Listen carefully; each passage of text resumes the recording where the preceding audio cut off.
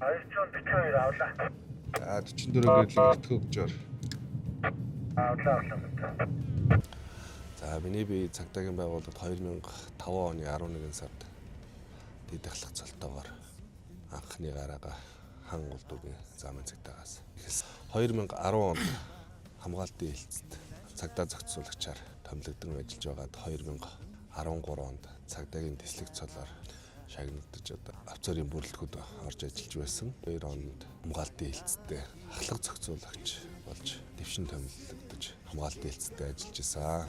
За тэгээд 2024 онд мотоциклтай хамгаалтын тасаг хамгаалтын хэлцэд шинээр үүсгэн байгуулагдаж тэгээд 2025 онд мотоциклтай хамгаалтын тасгаар тасгийн дараагаар бас мөн адил дэвшин томилогдсон.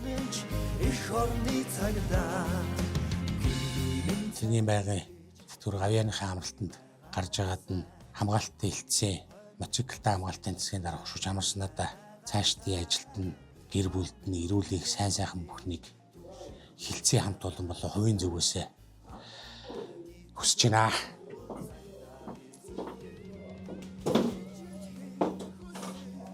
За та ингээд одоо өнөөдөр цэргийн байнгын нэвтрүүлэг гарч ин танд ингээд яг одоо төрж байгаа сэтгэл юу байна? За зөндөл зүйл байна л да. Нэг хугацаанд 20 жилийн хугацаанд бас ямар нэг зөрчил дутагдал алдаа энтгэл гаргалгууд яг 20 жилийн хугацааны одоо ажилласан юм бол нэг зовс орж ирж байна. Тэгээ маш сэтгэл бол өндөр байна. Хамгийн сүүлчийн алтан гараа гэж бодохоор бас нэг тийм бас нэг сэтгэл нэг тийм нэг тэгээ өвгөж хэлмээр юм тийм өвгөр тайлбарлахгүй нэг тийм байна л да.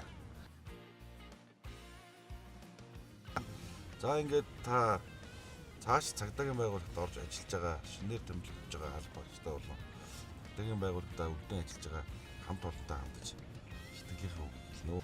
За нийт хамт олонтойгоо 20 жилийг өнгөрөөсөн бас та бүхнээс суралцах тэ та бүхнээс зөв заавар зөвлөгөө маш их зүйлийг та бүхнээс сурсан гэдэг та бүхэнд ажлын амжилт амьдралд нэрүүлэх сайн сайхны хүсээрөөе.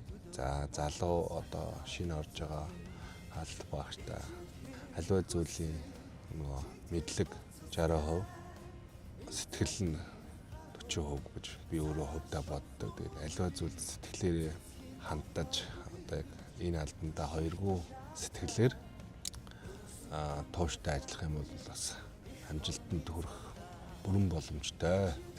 Дүүнэртэй бол одоо шинэ залуу албаагчтай бол ажлын өндөр амжилтыг хүсье. Тэгээд хамгийн гол нь тууштай, сэтгэлтэй, зүтгэлтэй байгаарай л гэж захимаар байна.